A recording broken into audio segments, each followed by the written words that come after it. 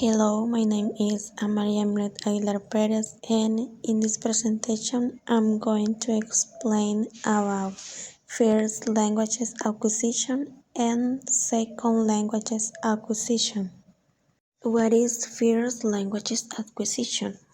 Well, it's the process by which humans acquire the capacity to perceive and comprehend languages, as well as to produce and use words and sentences to communicate.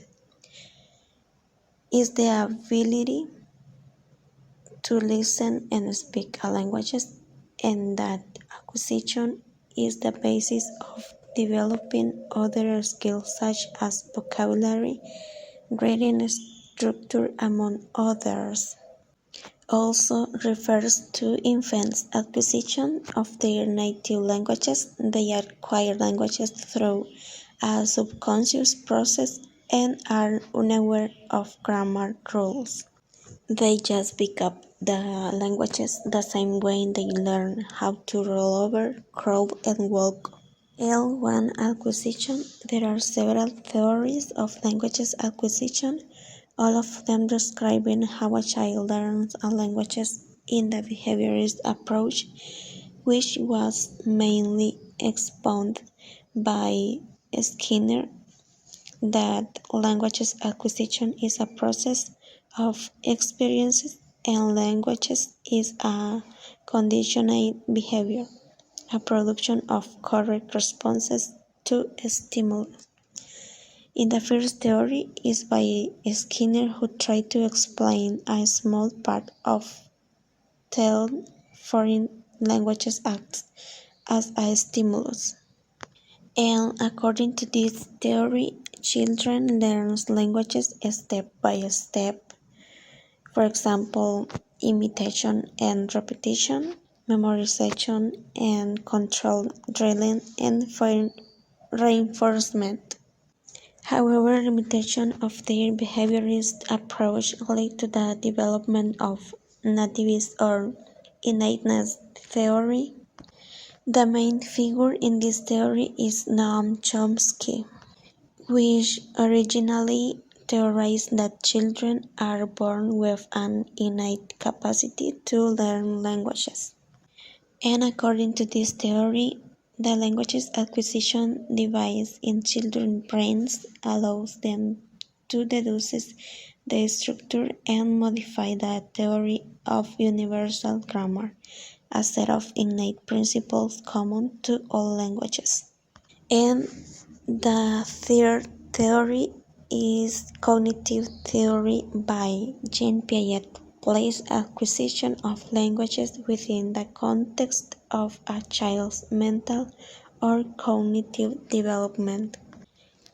Jean Piaget argued that a child has to understand a concept before she or he can acquire a particular language form which expresses that concept. This also focuses on exploring the relationship between the stages of cognitive development and language skill. It is important taking account stages of first languages acquisition. Languages acquisition is the most important education goal of any English languages learner, and a common point of reference is the stages of first languages acquisition that all babies go through. The first stage is pre-talking. This stage takes place from birth to around 6 months of age. During this time, the child doesn't speak but is beginning to understand short words and phrases that are central to their needs and interests. The second stage is bubbling. The bubbling stage phase occurs from around 6 to 8 months old. In this phase, the infant begins to bubble and makes noises and syllables that are not keywords. Physically, teeth begin to appear and the muscles in the mouth required for speech begin to develop. The third is holoprastic stage is significantly longer, occurring between 9 and 18 months old. During this phase, the infant begins to learn and speak single words. In the beginning, these words are strongly centered around basic needs and interests as well as names or identifiers like mama and daddy. The first stage is two words. This takes place from 18 to 24 months old. Once children have developed single word speech, they begin to pair group of words together to mini sentences and phrases like I want or give me. Five stage is telegraphic stage take place from 2 to 3 years old. Over time, children begin to expand their two-word phrases into short sentences. They also began to utilize lexical morphemes to make the words they use fit the sentence. For example, they understand to use the plural boys instead of boy when referring to a group of boys. And the last stage is multi-word. Past the age of 3, most children fall into the multi-word stage. In this final stage of language acquisition, children now learn to use functional morphemes to change the meaning of the words they use. For example, they include the words but, in, the, and that. What is a second language learning and acquisition? It is a term to describe the learning of a second language after the first language is already learned. It is a process by which we acquire and learn a second language. Mainly, it is a subconscious process that occurs while we focus on communication. As we know, there are many languages spoken in the world. The first language learned by a baby is her or his mother tongue. It is the language which he or she listens to from his or her birth. Any other language learned or acquired is known as the second languages. Though most scholars use the term second languages learning and languages acquisition interchangeably. Languages learning refers to the formal learning of a language in the classroom. On the other hand, languages acquisition means acquiring the languages with title or no formal training of or learning. In the second language acquisition, an expert in the field of linguistics specialized in theories of languages acquisition and development, Steve Krashen established the 5 hypotheses of the theory of second language acquisition.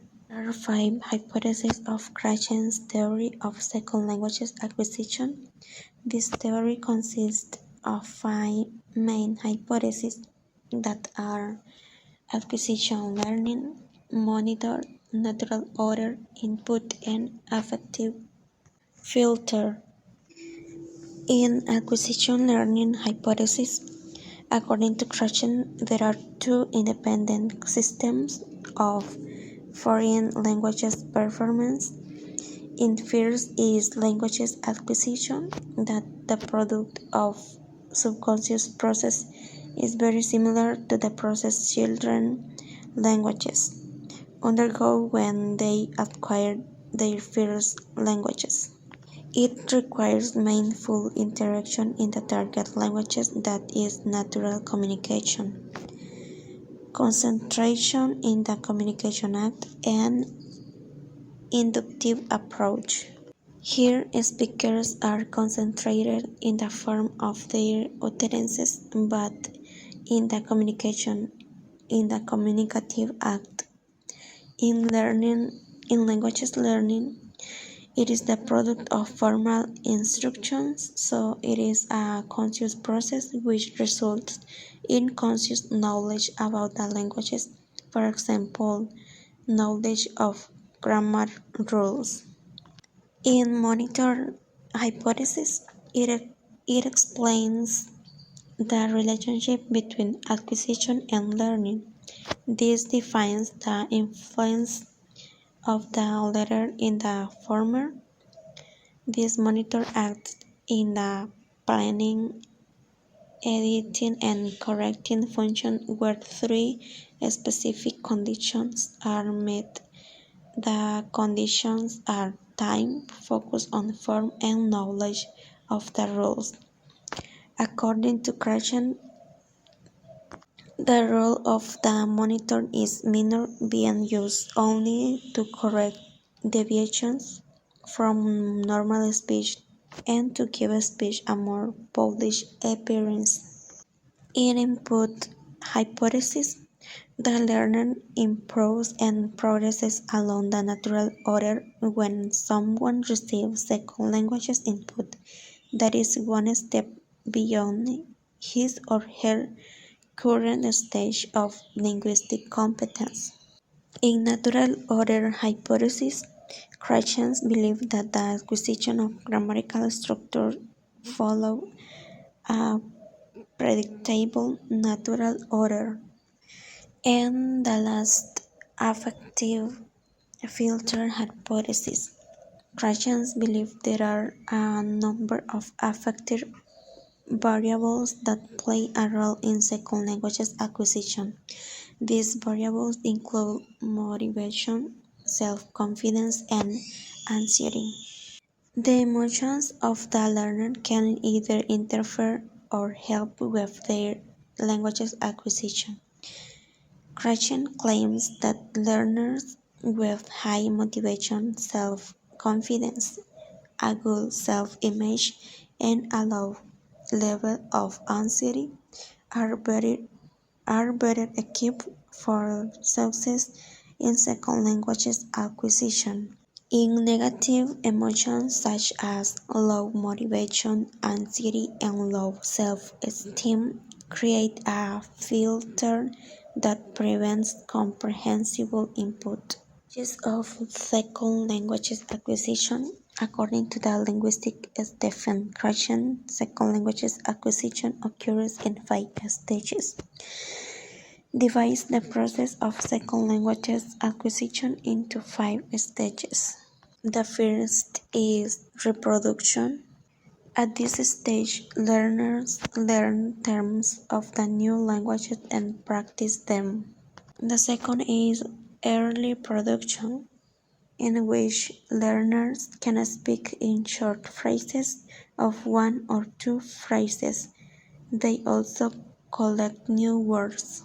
The third is speech emergence. At this stage, learners know thousands of words and can communicate using simple questions and phrases. The fourth is immediate fluency. Learners have an advanced vocabulary and can use more complicated sentences structures. They can also share their opinions and thoughts. And the fifth stage is advanced fluency.